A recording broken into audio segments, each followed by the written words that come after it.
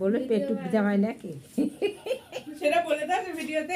এই যে খাচ্ছে 2 বছর বিবাহ বার্ষিকীতে পেটুক জামাই।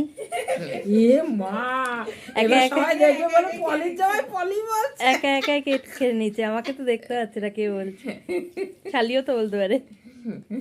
জামাই বলেছে। ও জামাই বলেছে, আমাদের জামাই। করে দিচ্ছি পিস। দাদা কেমন লাগলো 2 বছর? সাধারণ মন থেকে নাকি এখনো টোপরটার উপর নড়চড় করতে ইচ্ছা করে?